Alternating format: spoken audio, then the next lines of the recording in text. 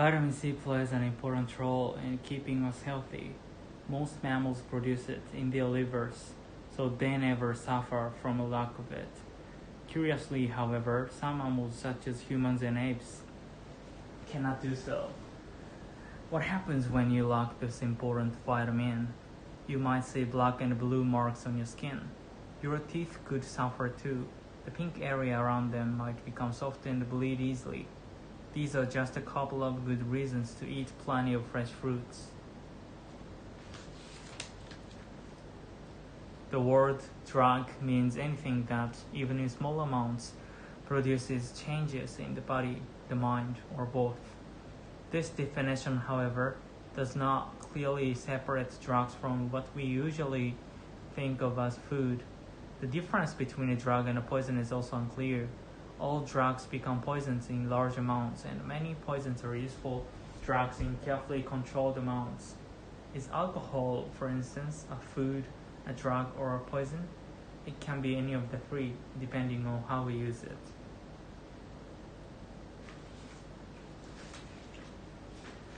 Green tea has a long history in Japan and strong ties with Japanese culture. Because of this, one might think that green tea comes from a plant unique to Japan. However, all tea, no matter what its color or taste, comes from the same plant. Then, what causes the differences in taste and color? They are in fact the result of different ways of growing the tea and treating it after it is picked. Wolves have an interesting way of raising their young. When a female wolf is ready to give birth, she digs a hole. Within this hole, she has her babies. While she is taking care of these babies, other wolves bring her food. After they get a little older, the mother can leave them while she goes off to hunt with other members of the group. Then, instead of the mother, another female will stay behind to guard the young wolves. Physical gestures may have different meanings in different cultures, and misunderstanding these signals can sometimes be embarrassing. I once had an experience which I have never forgotten. Some years ago, I took a small group of foreign students to Kyoto. I counted them with the index finger, which is common in Japan, but one of them became quiet and looked puzzled. When I asked him what was the matter, he replied, "In my country, we count people with our eyes. We use our fingers to count pigs." The smile may no longer be an effective way to mask one's true feelings. Some psychologists have claimed that true smiles and false smiles use different muscles. For example, in the true smile, the muscles surrounding the eyes tighten, while the cheek muscles pull the corners of the lips upward. On the other hand, in the false smile, the muscles between the eyebrows move slightly, while the muscles around the mouth pull the corners of the lips downward. If the psychologist's claim is proven to be true, perhaps people will worry less about what they say and more about which muscles to use when they smile.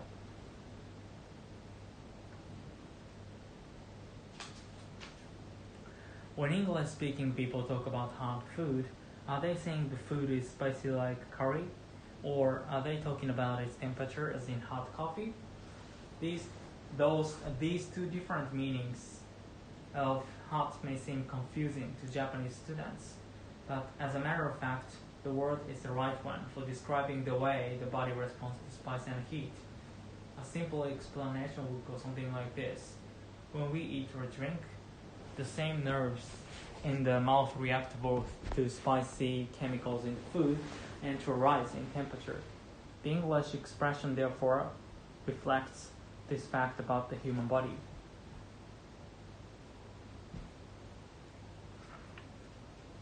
Western clothes have buttons on the right for men. This is convenient because of the majority of men are right-handed. It is easier for them to use the right hand when buttoning up. Why then do women's clothes have buttons on the left, even though most women are also right-handed? Is this a kind of discrimination? In fact, there is a reason why women's buttons are on that side. In the past, buttons were quite expensive and only very rich people could afford them. Women in such wealthy families had servants who dressed them. Therefore, to make it easier for the servants, buttons were put on the left.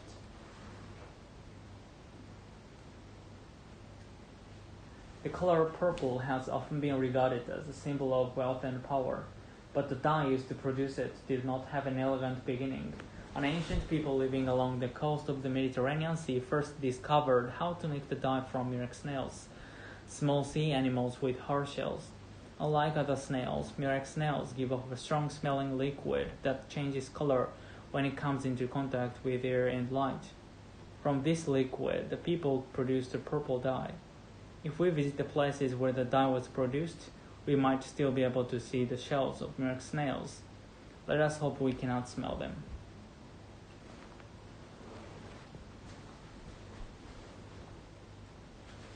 In August of 1771, Joseph Priestley put a small branch of mint into a transparent cloth space with a candle that burned out the air until it soon went out. After 27 days, he lit the extinguished candle again, and it burned perfectly well in the air that previously would not support it. So Priestley proved that plants somehow change the composition of the air. In another celebrated experiment from 1772, Priestley kept a mouse in a jar of air until it collapsed. He found that the mouse kept with a plant would survive.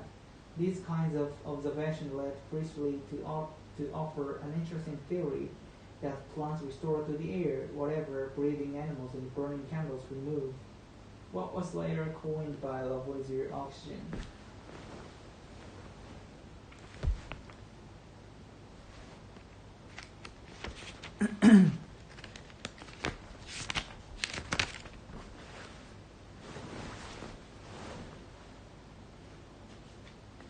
When she was 26 years old, Agatha Christie left home one foggy night and disappeared.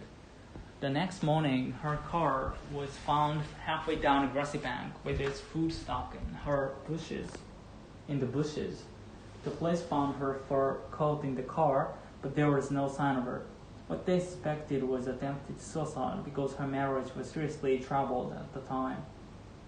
Despite the extensive police search of the whole area, there were no clues to her whereabouts.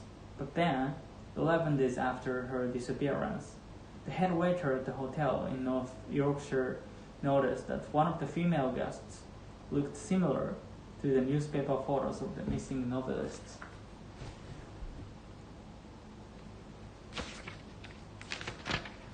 He rang the police, and her husband rushed to see her.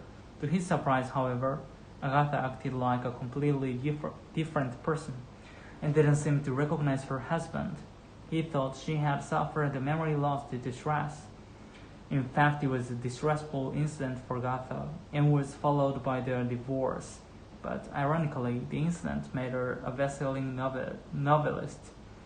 Her next novel, The Big Four, sold 9,000 copies, more than twice as many as any of her previous books. Have you ever thought about what skin does for us? Most of us are aware that skin protects us from liquid, heat, cold, dirt, and bacteria. But that is not its only job. For instance, the skin is where our bodies make the vitamin D that we need. Another function has to do with the sense of touch. Without that sense, we could not feel any difference between rough and smooth surfaces. Skin can even help us determine if someone is sick. The wrong color, slightly gray or very pale, may be a sign of disease. Skin may reflect a person's menstrual state too. Unusual sweating, for example, may be a sign that the person is nervous or under stress. Genes, the basic parts of cells which are passed down from parents to children, may have something to do with human behavior. In an experiment, scientists put flies into a glass tube and placed a light at the end of it. Some of the flies began flying toward the light, some began walking, and some did not move at all. On the basis of the flies' actions, they were separated into different groups: flies that love light, flies that like light, and flies that like the dark. The researchers found that these three groups of flies had variations in a particular set of genes. This suggested to the researchers that the variations in these genes might explain the differences in the flies' behaviors. If genes influence behaviors in flies, why not in humans too?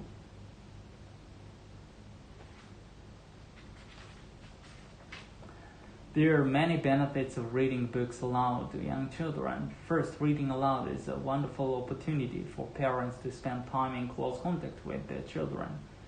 After a busy day, reading a book can be a relaxing way for family to slow down and communicate. Another important feature of reading aloud is that many books have thoughtful ideas or moral messages. Parents and children can explore these concepts together. In addition, listening to stories helps the child learn vocabulary and sentence structure. Moreover, some researchers believe that reading aloud to a child actually stimulates learning and benefits brain development. Studies have shown that children do better in school when their parents have read to them frequently. Psychologists, doctors, teachers, and librarians encourage parents to read aloud on a regular basis to assist the development of the child and build strong family relationships.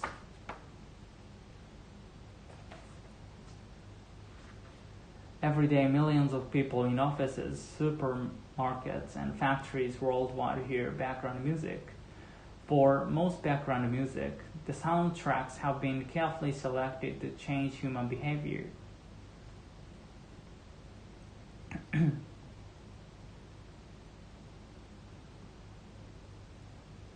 According to research, fast music will not change human behavior as much as slow music. Slow music, for instance, will make customers shop more slowly. The longer they shop in a store, the more they will buy. Background music has also been used with great success in many factories. Fast music does not make employees work faster as some had expected, nor does slow music make them work slower. The main effect of background music is that it reduces work-related stress and helps employees stay interested in their work. This necessarily reduces on-the-job accidents and saves companies money. Next time you hear background music, listen carefully and try to guess which of your behaviors it is trying to change. Chances are that you too are somehow being influenced by background music.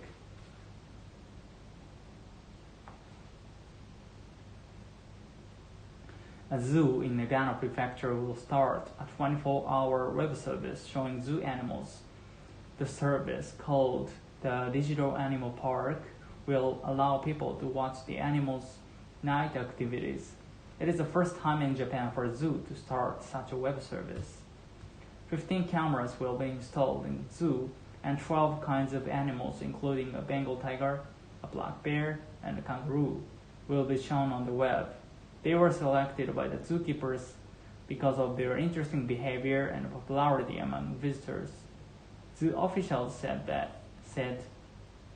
they hoped that viewers would soon be able to see Humboldt penguins laying eggs, an activity that usually occurs at night.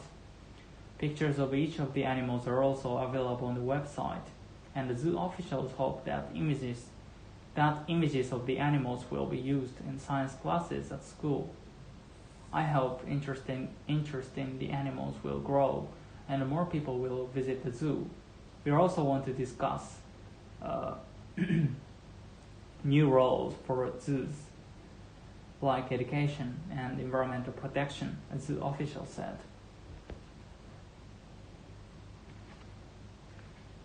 Have you ever noticed the different approaches people use to deal with problems? Some people, individualists, generally try to work through problems on their own.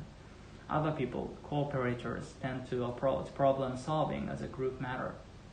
Each approach has positive and negative points. Individualists may often be the quickest to find an answer to a problem, and they tend to be willing to take responsibility. However, this approach is not perfect. They may be too committed to a particular position to be able to change their opinions. In this way, the individualist approach may result in difficulties later.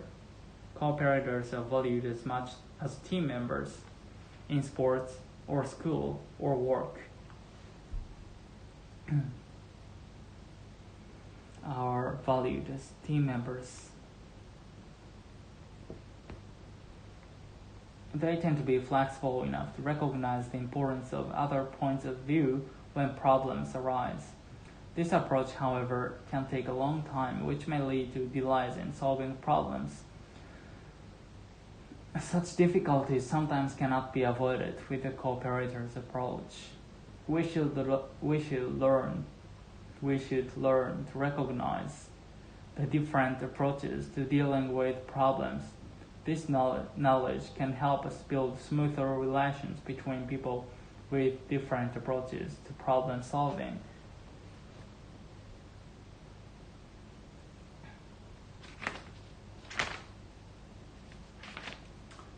Although cats appear to perform most actions instinctively, they also seem to react to human behavior and adapt themselves to it. For instance, some cats behave as if they understood their owner's feelings. One cat owner told of the time when she lay crying and exhausted on her bed, and her cat put its front leg around her head and comforted her. Cats also sometimes appear to be able to understand the function of many of the things human beings use. For example, some cats, when they bring a captured bird or mouse into the house, put it on a plate or in a dish. There are also cats who know how to open a door by turning the handle. Furthermore, a lot of cats seem to understand what their owners say. A writer tells a story of her cat who used to sleep on top of her word processor. At first, when the cat's tail got in the way of the screen, the owner would push its tail away and say, "Move your tail, please." Eventually, she didn't have to push the tail, but only had to tell the cat to move it.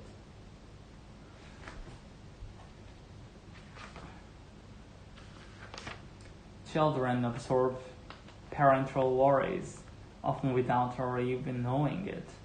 It's worth becoming aware of how often we make statements beginning with the words, "I'm afraid," or "maybe won't," or "I'm worried that." If children are routinely exposed to fearful comments, they are likely to develop an apprehensive attitude. Expectations are molded through repetition, and negative thinking can quickly become circular. We all know people who have become caught in this kind of negative situation. I expect the worst, and the worst always seems to happen to me. Unfortunately, today's parents have more serious fears for their children than ever before. We face the problem of figuring out how to protect and warn our children against danger without causing unnecessary anxiety in them. For example, we want our children to be cautious with strangers, but not to assume that every person they don't know is hostile or how to do them harm. We want them to stay in our eyesight, but not feel at risk if we aren't by their side. It's a challenge to raise self-confident kids at the same time. Do our best to keep them out of harm's way.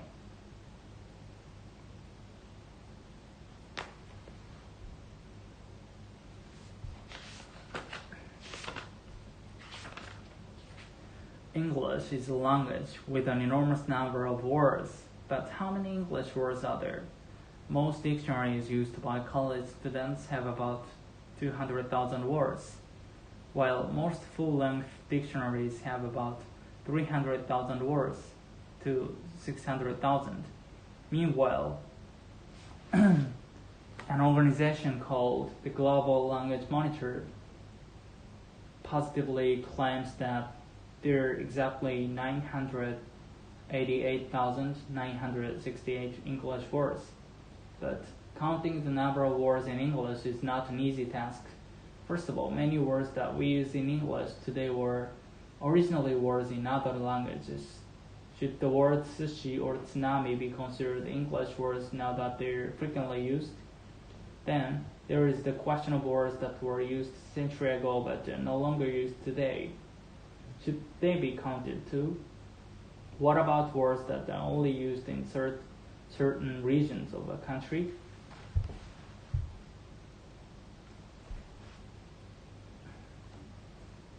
And the list of questions goes on. Should we count the verb, the adjective, the noun, and other forms of the word as separate words? In other words, would driving, and driver be counted as separate words? Should a compound word be counted as one word, or should each of the words in it be counted separately? How about the huge number of technical and scientific terms? Finally, to add to the difficulties of counting words, we need to consider new words that are being created all the time. The constantly changing nature of language is frustrating for anyone trying to count words. But this is also what makes language so interesting. English, like other languages, always offers something new to learn.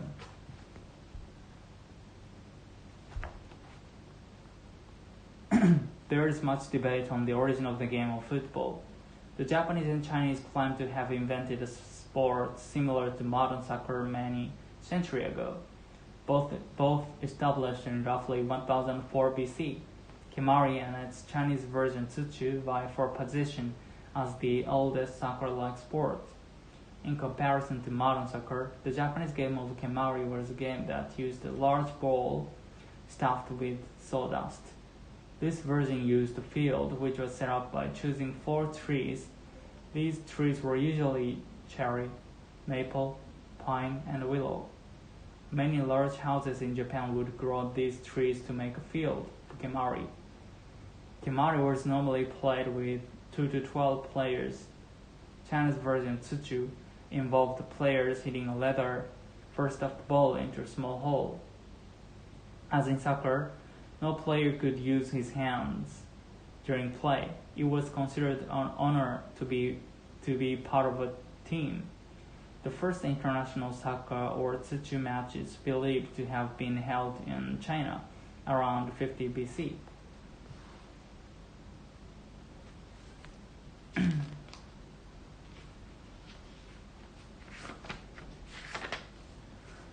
The emperor of the Han Dynasty was an avid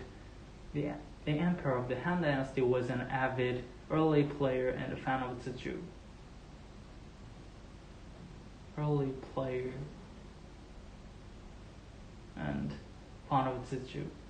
This spread the popularity of Tsuchu all over China. Some people in China claim that it is even possible Tsuchu could go back to 5000 BC. The British claim that soccer was created in the 8th century in Britain. It was not a recreational sport at the time, but a war game. It was a violent game, and serious injury and even death were not uncommon.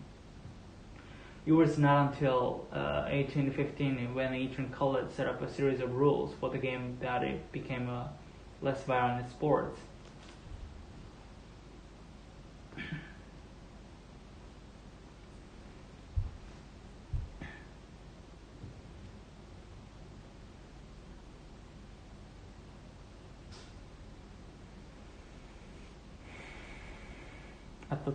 At that time, colleges began to play using similar rules. In 1848, the rules were set by Cambridge University. In the Cambridge rules, shin kicking and carrying the ball were forbidden. This is where rugby and soccer developed into 2 different sports.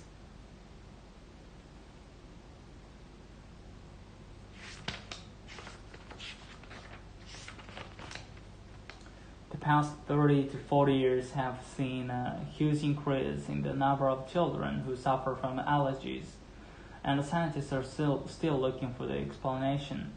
Some have blamed increased air pollution, but it has also been found that allergies are common not only among children in the city, but also among children in the countryside where pollution is typically much lower. A currently popular explanation for the rise in allergies is the so-called hygiene hypothesis. The basic idea is that young children brought up in an environment which is too clean and are more at risk of developing allergies. Nowadays, people bathe and wash their clothes more frequently than in the past. And thanks to vacuum cleaners, houses are less dusty too. One result of all these changes is that in their early lives,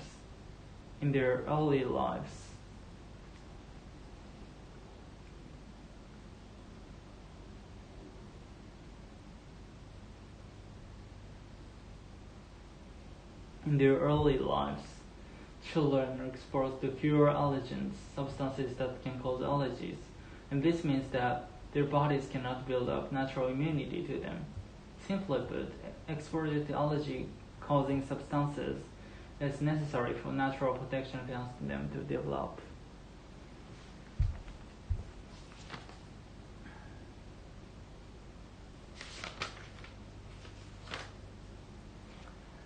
The trend towards smaller families also means that young children encounter fewer allergens in the home. In fact, it is known that children who have older brothers and sisters are more resistant to allergies. The same is true of children who share their home with a pet. Such children are much less likely to develop the very common allergy to cat or dog hair, for example. Scientists agree that being exposed to a wider range of allergens early in life helps children to develop greater immunity. There is, however, also some data suggesting that genetics, family income, and even the parents' level of education may play a part in how likely a child is to suffer from allergies.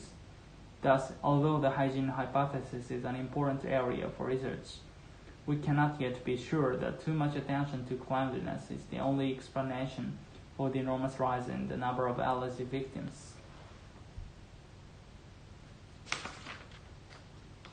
When we watch kittens and puppies playing, we realize that through play they are learning how to live. They learn various physical skills such as how to jump over barriers without getting hurt. They also learn social interaction. For example, if a kitten bites his sister too hard, she will get angry and bite him back. These physical and social skills form part of the training that young animals need in order to grow up. Just as kittens and puppies learn about how to live through play, so do children. But in present-day Japan, especially in cities, there is not much space for children to play in. Children need to release their energy for their mental and physical health. They need space, especially outdoors, so that they can run, jump, and yell. Another point to consider is how much time children have to play. Some people say that 4 to 5 hours a day of playing outdoors with others is necessary. Even for 12-year-olds, it is very doubtful. However, whether any Japanese children get that much free time, concerned about their future in an increasingly competitive society, parents generally tell their children to study more. Very few would tell them to go out and play. What do these children do at home when they're not studying? They tend to spend time by themselves. They play video games or watch TV, for instance. These activities do not teach them how to get along with others. This can only be learned through playing with other children. They need to play without being told what to do by adults in order to learn about leaderships and group harmony on their own. Outdoor space is particularly suitable for this purpose. Children need a proper outdoor environment where they can freely spend their time playing with friends.